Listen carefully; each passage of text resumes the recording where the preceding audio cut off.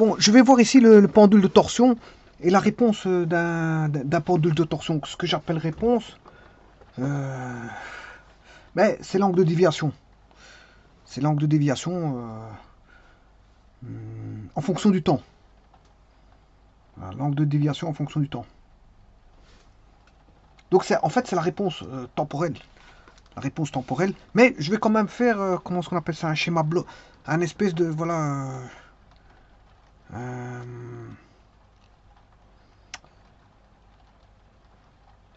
oui, parce qu'ici, il n'y aura pas d'entrée. Il n'y aura pas d'entrée, donc... Voilà, je vais mettre la réponse temporelle. Je vais mettre la réponse temporelle du pendule de torsion. Bon, avant toute chose, on a un pendule de torsion, c'est-à-dire on a un fil avec une certaine constante de torsion pour le fil. C'est un fil d'un certain... Voilà, il y a peut-être... c'est un fil de certaines matières avec... bon, il est cylindrique, donc il y a son inertie, son moment d'inertie qui est connu, puisque c'est un fil cylindrique. On a une certaine longueur, une certaine diamètre du fil, donc on connaît tout sur le fil.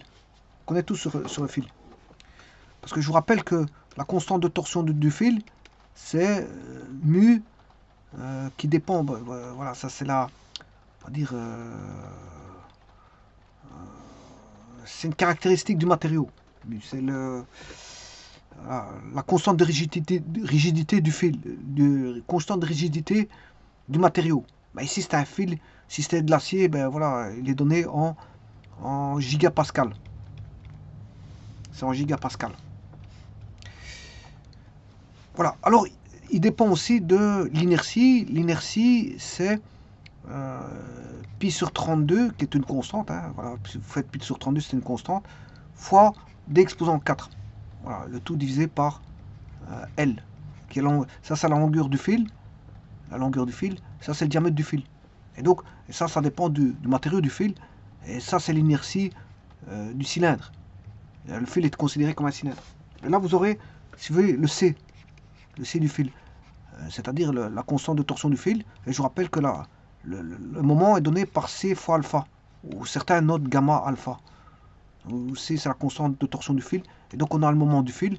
Et je vous rappelle que le moment du fil, si c'était un couple, le moment d'un couple, c'est F fois D. Alors, je vous rappelle que F, c'est une des deux forces du couple. Alors, voilà, vous appliquez comme ceci une force F, une force F'. Voilà. Et D, c'est la distance entre les... Attention que c'est la distance entre les deux lignes d'action. Hein. C'est une distance entre deux droites. Voilà, ça c'est D. C'est la distance entre les deux droites. Et donc vous aurez F fois D. Donc le moment du couple, c'est aussi bien C alpha, mais c'est aussi F fois D. Voilà. Alors, ça c'est une chose.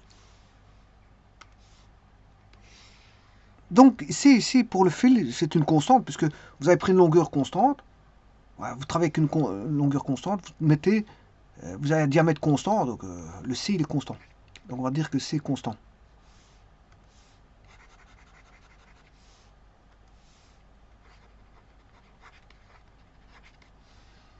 Alors vous allez mettre des poids, ici, vous pouvez mettre des poids ici en symétrique, et, voilà, et regarder par rapport à, voilà, aux masses, et, voilà, c'est symétriquement disposé. Voilà. Alors, autant T0. Autant T0, on a T0 qui est l'instant initial, le centre de gravité du solide qui est situé sur la verticale du point fixe O. Alors j'ai mis un axe OZ, hein, vous le voyez, il y a un axe OZ. Eh bien, le centre de gravité du solide eh bien, a une vitesse nulle, en t égale 0. C'est le centre de gravité du solide. Bon. Alors la barre, comment ça va avec la barre? Bon, je vais mettre le fil, comme ceci. Alors, en vert, ça c'est le fil. Supposons que la barre au départ est comme ceci. si vous appliquez un coupe moteur, voilà, un coupe comme ceci, F et F', suivant la situation des poids, c'est le poids qui va faire la force. C'est le poids. Donc, si vous voulez ici, F égale P. Alors, P est égal à M fois G. Alors, vous mettez une force, ça dépend. Et alors, vous mettez un bras de levier pour avoir F fois D, si vous voulez. Là, vous avez le moment. Voilà.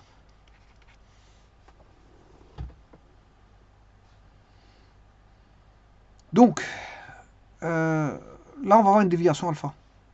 Si vous mettez un couple de force, vous allez avoir une déviation alpha. Et justement, le pendule de torsion, c'est ça. C'est d'étudier, je veux dire, la réponse. La réponse du signal.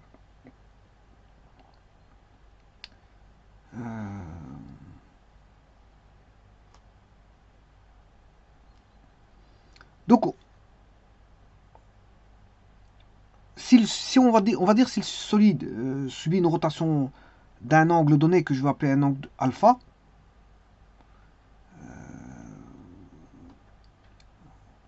bien sûr autour de l'axe OZ, le fil de torsion exerce sur le solide un couple de rappel. Donc si vous mettez un couple de moteur comme ceci sur la barre, vous appliquez aussi un couple moteur sur le fil.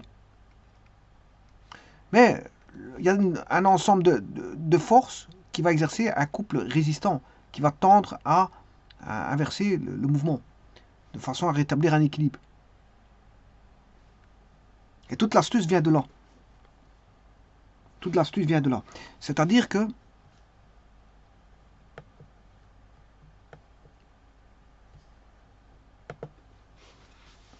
le couple moteur, alors je vais appeler non pas alpha mais θ, parce que après vous allez voir pourquoi je vais appeler ça θ. L'angle de déviation, je vais l'appeler θ.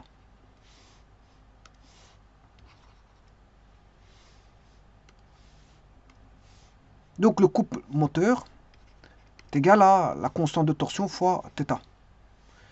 Et comme le couple moteur est égal à moins le couple résistant, eh bien le couple résistant voudra moins Cθ.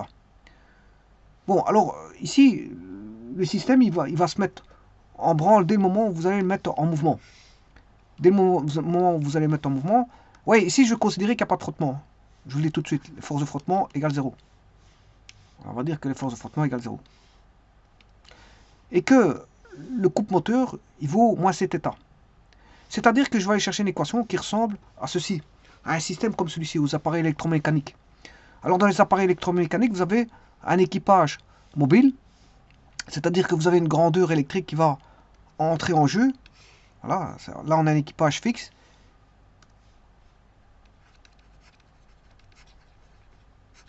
Équipage fixe. Voilà, ou la grandeur électrique. Ici c'est un appareil électromécanique, donc la grandeur électrique est entrante. Et vous allez avoir en sortie une grandeur mécanique. Je dirais même deux grandeurs mécaniques. Parce que ça c'est l'équipage de sortie. Et donc on a une déviation en fonction de la grandeur électrique. Et donc on peut lire, si vous voulez, on va dire, le couple moteur est fonction de G. Mais, en d'autres termes, c'est aussi dire que θ est fonction de Cm.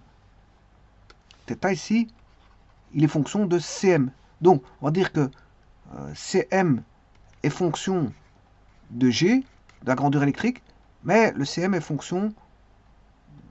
Enfin, le θ est fonction de Cm. La sortie θ est fonction de Cm. Et fonction... Bon, j'ai écrit très très mal, je ne sais pas pourquoi. Voilà. θ est fonction de Cm. Mais comme θ est fonction de Cm et que Cm est fonction de G, mais θ est fonction de G. Hein. Alors Cm c'est le couple moteur bien sûr. Donc θ est fonction de la déviation sera, on va dire, va refléter le signal d'entrée, suivant une fonction, bien sûr, qui de décrire le système. Et cette fonction qui décrit le système, dans le cas des appareils ici électriques, ben, c'est une équation voilà, qui est là. C'est une équation différentielle. On a trois couples. Là, on a l'inertie. Quand l'appareil se met en mouvement dès le départ, ben, on a une inertie de l'appareil bon, qui dépend du carré. Voilà, c'est JD carré sur dθ carré, c'est-à-dire c'est MA. MA c'est en translation et JD carré sur dθ. A c'est une accélération en translation. Donc c'est une analogie, je veux dire, avec ceci. En translation, vous avez somme des forces égale MA. En rotation, vous avez somme des moments est égal à JAR. Alors, ici, c'est un moment résistant. Ça, voilà, c'est un couple résistant.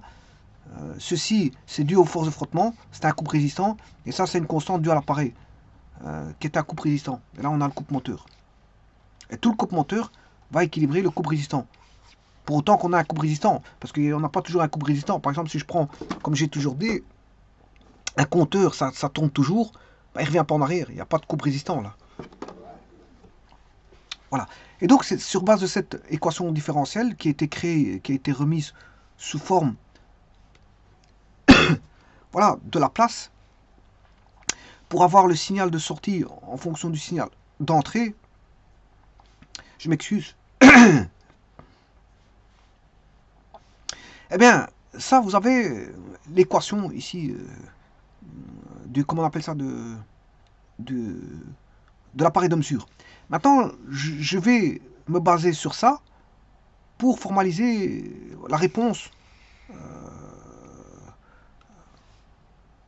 du pendule de torsion. Bien sûr, je vais adapter ce qu'il faut adapter. Donc, je vais reprendre ceci.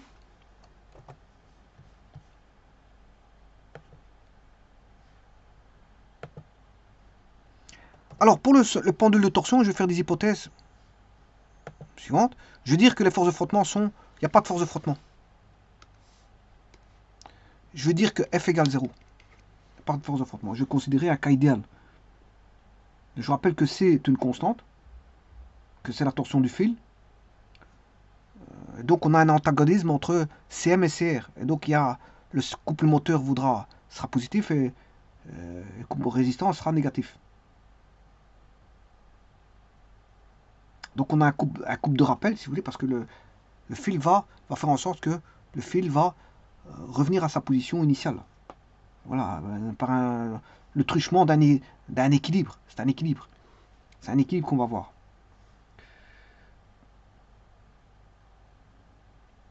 Alors, les moments par rapport à l'axe OZ des forces de pesanteur et de la tension du fil, on va dire qu'ils sont nuls.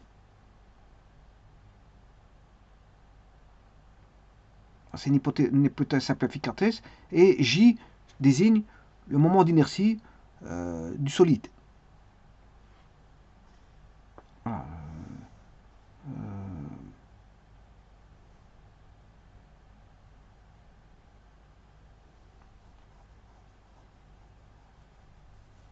Bien sûr, c'est le moment d'inertie par rapport à l'axe OZ. Hein. Voilà.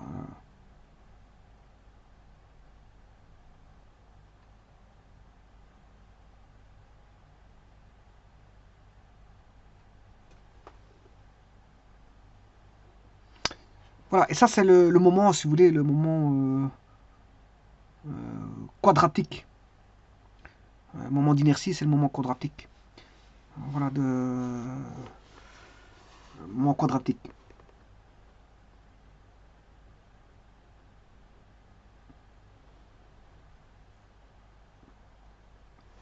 C'est un moment d'ordre 2, si vous voulez. Parce que le moment d'ordre 1, c'est le centre de gravité. Le moment d'ordre 2, c'est l'inertie. Alors maintenant, je vais écrire tout ça, sachant que je vous ai dit que le F vaut 0. Je vais aller rechercher les équations et adapter tout ça. Bon, j'ai besoin de celle-ci. Bah, ne change pas par rapport à ça. Parce que j'ai toujours une accélération au départ. J'ai un effet transitoire. Enfin, il y a un effet transitoire dans le système. Et donc, fatalement, qu'est-ce qui va se passer? Ben, je veux dire, on a une accélération voilà, angulaire qui va intervenir. Accélération avec une inertie voilà, qui a un couple, qui va faire en sorte qu'on a un couple résistant du fait de l'inertie.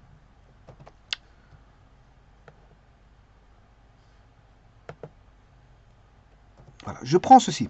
Bon, je vais réécrire hein, en plus grand. Donc j'ai J, l'effet de l'inertie, il est là. Plus les forces de frottement dθ sur dt. Alors, celui-ci, j'ai dit qu'il n'y a pas de force de frottement. Bah, voilà, j'ai pris un cas idéal. J'ai pris un cas idéal, plus kθ. Donc les forces de frottement égale 0. Donc les forces de frottement qui dépendent de la vitesse. Hein. Ça, c'est l'accélération en fonction du temps. Ben, vous voyez que c'est une accélération angulaire en fonction du temps. Vitesse, variation de vitesse en fonction du temps, bien sûr. Là, bien sûr, on a kθ. Kθ où k est une constante due à l'appareil. Est égal au couple moteur. Bon, maintenant, ici, je vais faire des petits changements, puisque par rapport à ça, je vous ai dit que je vais prendre les forces de frottement sont nulles. Voilà, ça c'est une chose. Alors, que vaut le couple moteur? Le couple moteur, il vaut moins le couple résistant. Voilà, il vaut moins le couple résistant. Voilà. Donc, qu'est-ce qui reste? Il reste que deux choses. Il reste que deux choses. Donc, l'équation du pendule est très simple, puisqu'on aura J d carré sur dθ sur dt carré est égal au couple moteur. Mais le couple moteur vaut l'opposé du couple résistant. C'est-à-dire c'est moins cθ. Où C, c'est la constante de torsion du fil. Et bien voilà, grâce à ça, j'ai l'équation.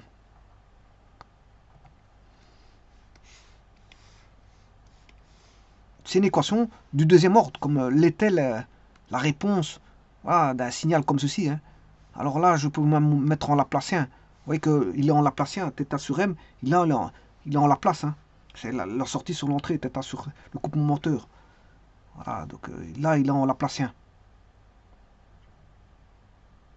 Mais ça, c'était pour l'appareil de mesure. Donc, ça répond un petit peu de la même façon que l'appareil de mesure, mais en plus simple. Ici, j'ai enlevé les frottements. J'ai enlevé les frottements, donc vous voyez que tout est simple. Ce qui veut dire qu'ici, ce sera même plus simple, parce qu'on aura jd carré sur dθ, dt carré, plus cθ égale 0. Voilà, et ça, c'est l'équation différentielle du pendule. Sans frottement. C'est un pendule sans frottement. Où c'est la constante de torsion. Et donc, là, si vous résolvez ceci, ben, ça va donner un cosinus. Hein. La réponse est un cosinus. Donc, la solution sera θ, en fonction du temps, bien sûr, la réponse temporelle qui est une sinusoïde, ou cosinusoïde, si vous voulez, ben, c'est θ max fois le cosinus de oméga t moins phi.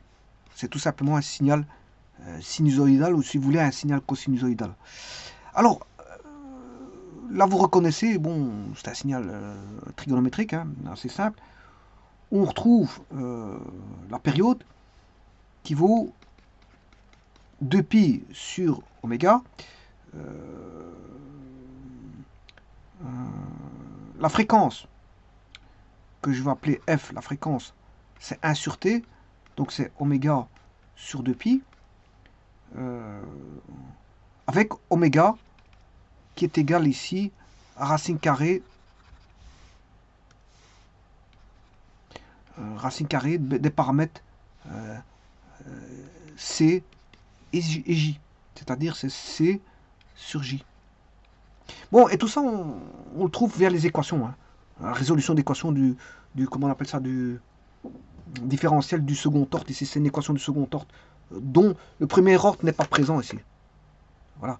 Alors que dans les... Parce que j'ai éliminé le frottement, donc c'est normal qu'on ne retrouve pas la partie premier ordre, parce qu'il n'y a pas de frottement. J'ai banni les frottements pour simplifier les choses. Voilà, c'est une équation beaucoup plus simple. Donc c'est une réponse qui est cosinusoïdale. Parce que la réponse de ceci, c'est pas la même chose. Hein. La réponse de ça, c'est du second ordre. Hein. Donc c'est-à-dire que vous avez un effet transitoire. Bon, si on a ceci, ça fait ceci, avec un amortissement. Voilà, alors on peut monter fort haut, si vous voulez, je peux avoir ça. Alors on peut monter, ça la réponse. La réponse du second ordre. Mais voilà, ça c'est pour les appareils de mesure. Si, dans lequel cas, je mets un frottement. Bon, alors, ici, si j'avais mis un frottement, ici, j'ai banni les frottements, on a un système pur. C'est un système pur. Alors, on a un système pur. Puisque une sinusoïde, il n'y a pas plus pur qu'une sinusoïde. Hein. Il n'y a pas plus pur qu'un signal sinusoïdal ou cosinusoïdal. Hein. Voilà, quand vous avez du second ordre, bon, il y a des instabilités, ça monte, ça descend, et puis ça s'amortit, tralala, tralala. Bon, on comprend qu'il y a dans le système du second ordre, vous aurez compris,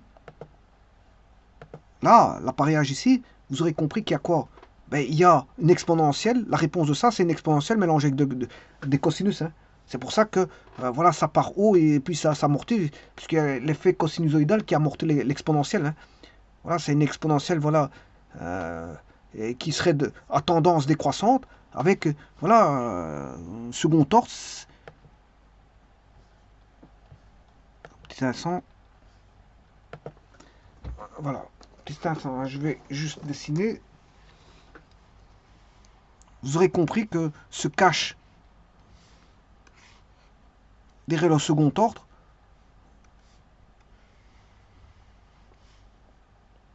voilà, des exponentielles comme ceci, avec une sinusoïde, voilà, comme ceci.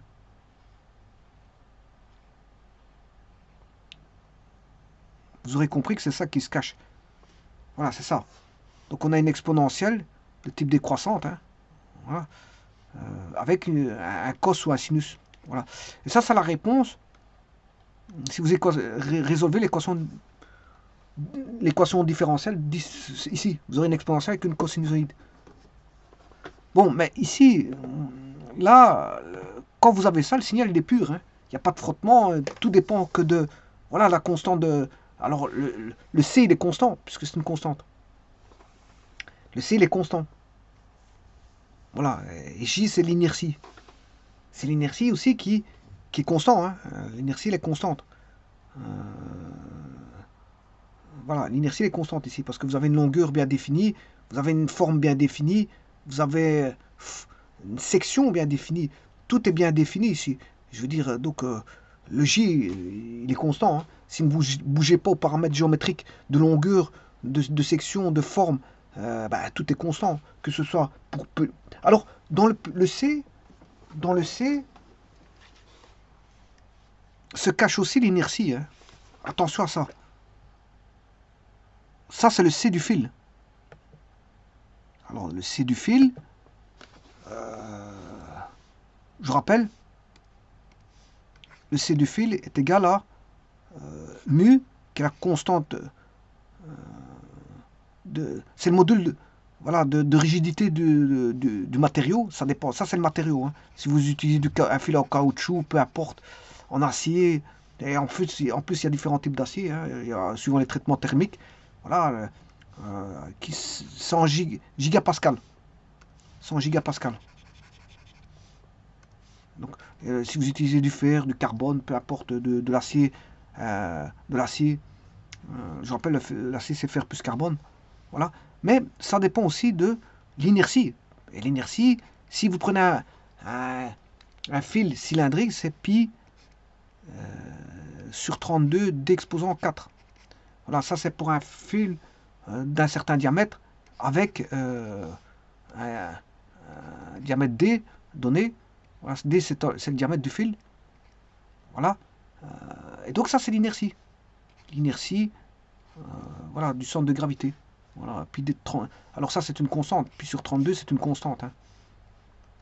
Parce que ça dépend de la forme. Ici j'ai pris une forme cylindrique. Voilà, et ça c'est l'inertie par rapport au centre de gravité. Et bien sûr, vous avez 1 sur L. Donc, vous voyez que le C est dépendant du L, il dépend du diamètre et il dépend du matériau. Donc, quelque part, il y a l'inertie aussi cachée dans le C. Dans le C, ici, il y a de l'inertie. Il y a de l'inertie dans ce C-là. Et l'inertie est dépendante de la forme. De la forme, voilà, c'est le moment quadratique. Euh, voilà, donc il y a un ds là-dedans. Il faut primitiver voilà, par rapport à ds. Donc c'est des éléments de surface. Donc tout dépend de la, voilà, tout dépend de la surface aussi. Donc ça dépend de la forme. La forme de la section. Et donc, si tout est constant, là, ici, CG est constant, qu'il n'y a pas de force de frottement, on a un signal pur. Donc on a une cosinusoïde où oméga est la pulsation, phi est le déphasage, hein, ça dépend. Vous ne partez pas forcément d'un angle zéro, ça dépend. Vous pouvez partir d'où vous voulez. Hein. Voilà, si vous êtes à une avance de 30 ou un retard de 30, euh, vous faites ce que vous voulez. Vous n'êtes pas obligé de partir à 0 degré, vous ne pouvez pas partir 30 degrés plus loin. Voilà, ou au moins 30 degrés ou moins 45 degrés plus avant. Voilà, vous pouvez prendre une avance, voilà, ou vous pouvez avoir, le signal peut avoir un retard ou une avance. Oui, il peut démarrer en zéro, il n'y a pas de problème pour ça. Voilà, le signal ici, il donne les paramètres voilà, de retard ou d'avance comme bon lui semble. Voilà, donc le signal, ici, il prend en compte s'il y a un retard ou une avance. Hein. Il prend en compte, voilà, c'est pris en compte par le déphasage phi. Alors oméga étant la pulsation, t étant la période, et f étant la fréquence. Alors je rappelle que la fréquence c'est la pulsation c'est 2pi f. Hein. Oméga égale 2pi fois la fréquence. Hein. Voilà. Ou si vous voulez c'est 2pi sur t. C'est pour ça qu'on peut retirer t égale 2pi sur oméga, ou voir oméga, f est égal à oméga sur 2pi. Et la pulsation est donnée aussi, non pas que par des paramètres, on va dire trigonométriques, mais par des paramètres dépendants, je veux dire, de l'inertie et de la constante du fil de torsion. Donc c'est des paramètres, je veux dire, propres au système. Donc là, vous avez une réponse temporelle de l'angle, des formations d'angle. Voilà.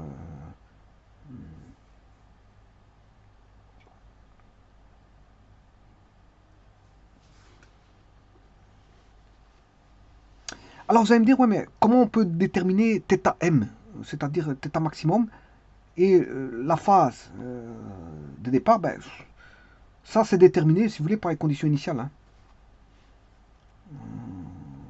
Voilà, c'est les conditions initiales qui donnent ça. Alors maintenant, autre chose. Je peux dire ici, oui, attention que, comme on sait qu'oméga, attention à ça. Hein. Donc pour trouver le θ et le phi, c'est les conditions initiales qui vont donner ça. Bon, alors je viens de vous dire, la première des choses qu'il faut voir normalement, c'est oméga égale racine carrée de C sur J. Voilà, J étant l'inertie voilà, de la barre, et C c'est la constante de torsion du fil. Alors, on sait bien que oméga égale 2pi fois la fréquence. C'est égal 2pi sur t. Ça veut dire que t égale 2pi sur oméga, mais oméga, c'est racine carrée de C sur J.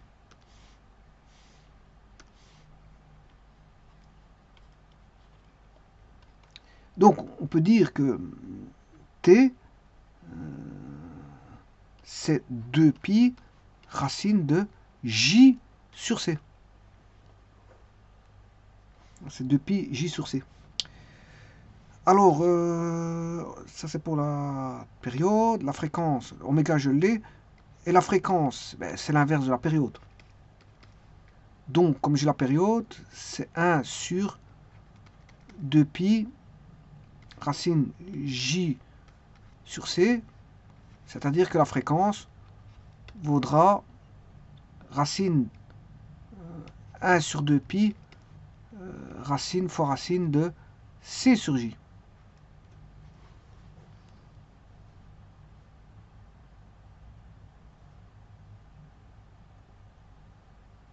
Voilà, c'est 1 sur 2π, racine de C sur J.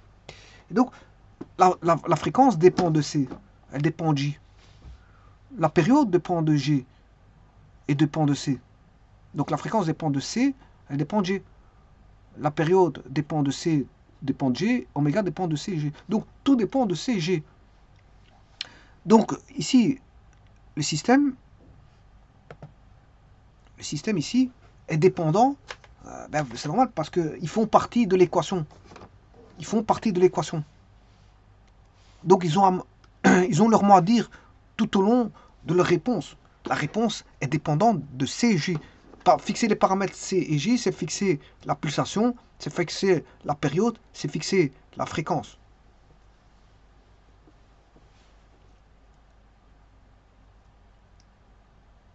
Et donc le θ max et le phi, ça c'est les conditions initiales qui vont les donner.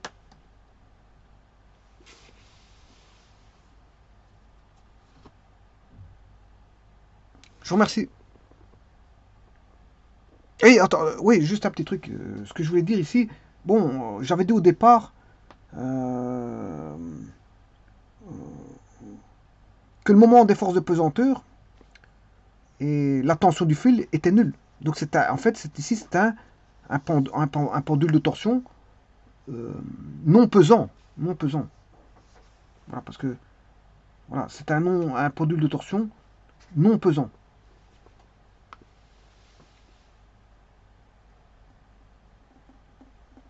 Je vous remercie.